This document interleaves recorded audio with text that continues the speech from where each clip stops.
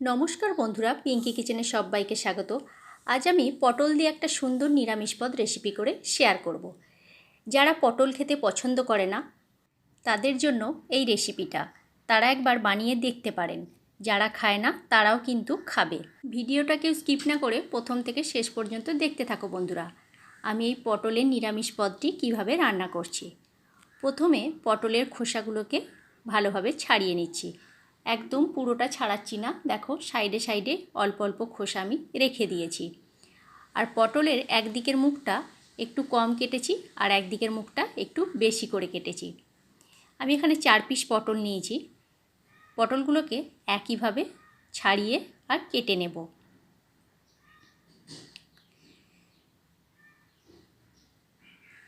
যে দিকটা মোটা করে কেটেছি মুখটা, সেই মুখটা দিয়ে চামচ ঢুকিয়ে বীজগুলোকে সমস্ত আমি বের করে নেব। ঠিক এইভাবে চামচের পিছনে করে বীজগুলো বের করে নিচ্ছি।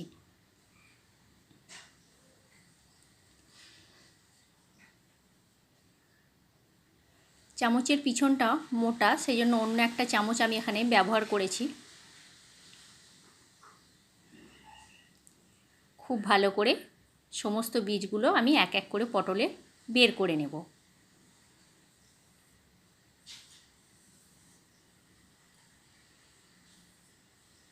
এখানে পটলটা টাটকা পটল ব্যবহার করবে, তাহলে এটা আরও ভালো হবে। সমস্ত বীজগুলো আমি এখানে বের করে নিয়েছি। আর বাকি যে দুটো পটল ছিল সেইগুলো ছাড়িয়ে একইভাবে সমস্তটা আমি বের করে রেডি করে নিয়েছি। আগে থেকে আমি 2 ঘন্টা ধরে ছোলার ডালটা ভিজিয়ে একদম রেডি করে রেখেছি। এবারে একটা মিক্সির বাটি নিয়ে নিয়েছি। মিক্সির বাটির মধ্যে দিয়ে দিচ্ছি এই 1 মুঠো ছোলার ডালটা, পটলের বীজগুলো আর 1 ইঞ্চি আদা আর 2টো কাঁচা লঙ্কা দিয়ে এটাকে আমি পেস্ট করে নেব। তোমরা চাইলে এটা শিলের মধ্যেও বেটে নিতে পারো। আমি এখানে মিক্সির বাটির মধ্যেই বেটে নিচ্ছি।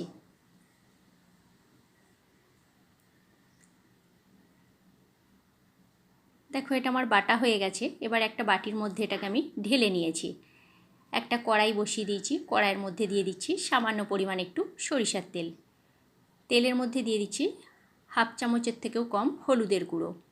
এবারে এক এক করে পটলগুলোকে আমি ভেজে নেব। খুব বেশি ভাজবো না, একটু হালকা লাল লাল হবে তখনই ভেজে নিতে হবে। হালকা লালচে ভাব হয়েছে, এবার এগুলোকে আমি তুলে নিলাম। এবার ওই তেলের মধ্যেই দিয়ে দিচ্ছি যে পেস্টটা করে রেখেছিলাম, সেই পেস্টটা দিয়ে দিলাম। দিয়ে খুব সুন্দর করে নাড়াচাড়া করে এটাকে আমি ভেজে নেব। দিয়ে দিলাম 1/2 চামচ হলুদের গুঁড়ো আর দিয়ে দিচ্ছি স্বাদ মতো লবণ। সামান্য পরিমাণে একটু চিনিও দিলাম। তোমরা চাইলে চিনিটা এখানে স্কিপ করতে পারো। যেহেতু এটা নিরামিষ রেসিপি সেই জন্য আমি চিনির ব্যবহারটা করলাম। পুরটা খুব ভালোভাবে রেডি করে নেব। একদম শুকনো শুকনো হয়ে গেছে। এবারে গ্যাসের ফ্লেমটা আমি অফ করে এটাকে ঠান্ডা হতে দিচ্ছি। ততক্ষণ আরও একটা আমি এখানে পেস্ট বানিয়ে নিচ্ছি। 6-7টা কাজু আর 2 চামচ মতো পোস্তকে বেটে নিয়েছি। আগে ওটাকে বেটে নিয়ে তার মধ্যে দিয়ে দিচ্ছি 2 চামচ মতো টক দই। টক দইটা দিয়ে খুব ভালো করে পেস্ট করে নিলাম। এবার একে একে পুরগুলোকেই পটলের মধ্যে ভরে নেব। এই পটলের দোলমা রেসিপিটা ভাতের সাথেও ভালো লাগবে, ফ্রায়েড রাইস কিংবা পোলাওয়ের সাথেও এটা অসাধারণ লাগবে নিরামিষের দিনে।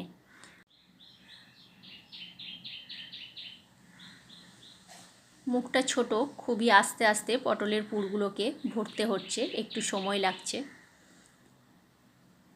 একটা ভরে তোমাদেরকে আমি দেখাচ্ছি।